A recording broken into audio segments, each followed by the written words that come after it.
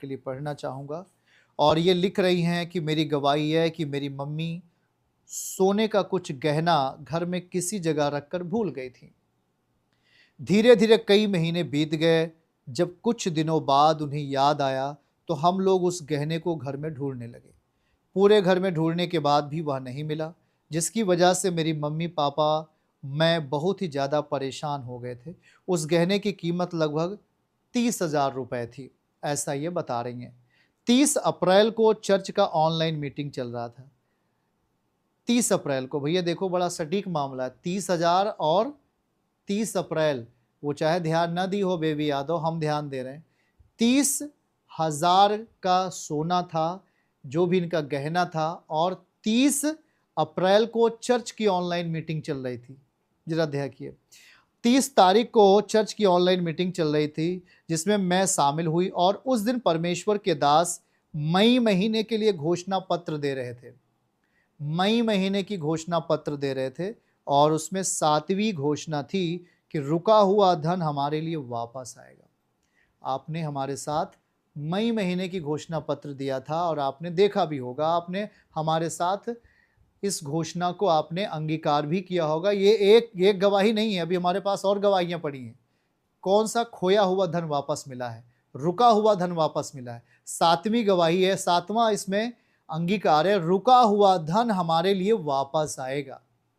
और इन्होंने, बेबी यादव ने लगातार 30,000 उस गहने के लिए 30 ही तारीख को, वाह वाह वाह, 30,000 गहने की कीमत थी, और 30 तारीख को प्रभु ने उनको एक दे दिया अंगीकार। बोलो इसको अंगीकार करो। और जब ये अंगीकार करने लगी, इसके बाद मैं घोषणा को रोज प्रार्थना में, सुबह प्रेयर में ये अंगीकार करने लगी।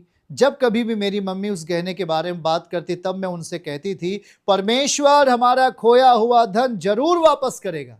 ये बात सकारात्मक है।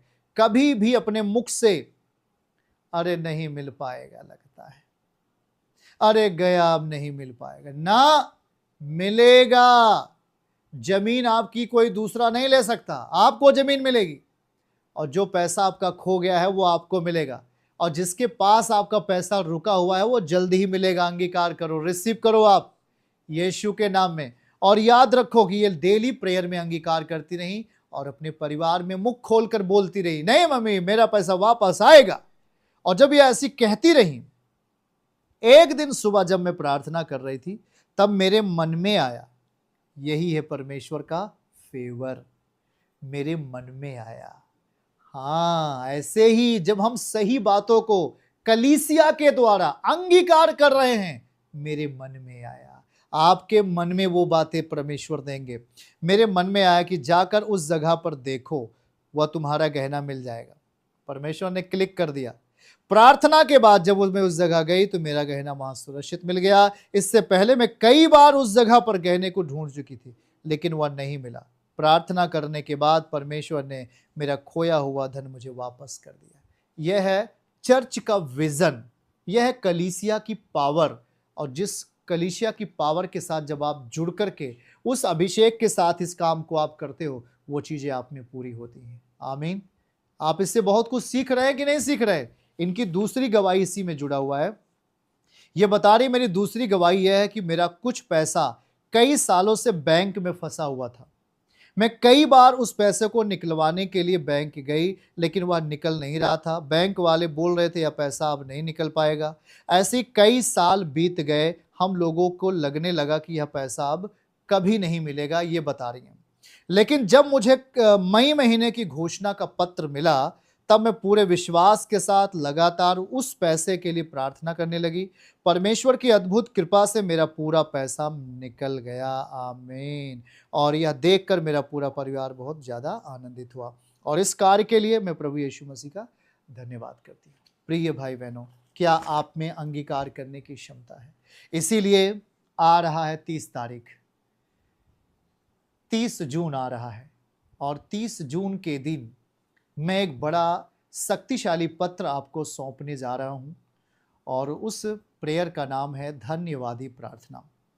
यह 7वें सप्ताह की प्रार्थना का ही एक भाग होगा, और यह दिन मंगलवार शाम 7:30 बजे से आपको एक पैकेज यीशु मसीह आपको एक पैकेज देगा, आशीषों का पैकेज, घोषणा पत्र के साथ। और ये उपवास के साथ होगा। जितने लोग हमारे साथ आप हैं, सारे लोगों को उपवास में रहना है। जो लोग उपवास कर सकते हैं, चाहे वो हाफ मीटिंग करें, लेकिन करें ज़रूर। आपको उपवास रखना है और प्रेयर उस दिन करनी है। जितने लोग उपवास रहेंगे, कम से कम सुबह से लेकर के आखिर उपवास खत्म करने के 5 बजे तक आपको 2 घंटे कम से कम प्रेयर करना है। सुबह 1 घंटे कर लो, शाम को 1 घंटे कर लो। आपको कम से कम 1 घंटे सुबह, या 1 घंटे नहीं कर पा रहे हो तो 35 से 40 मिनट, हर विश्वासी 35 से 40 मिनट, 35 मिनट सुबह, 35-40 मिनट, और उसके बाद 35 से 40 मिनट शाम को करके उपवास तोड़ना है। सुबह से हम फास्टिंग रहेंगे, सुबह से लेके 5 बजे तक आप अपने उपवास को ख़त्म करेंगे।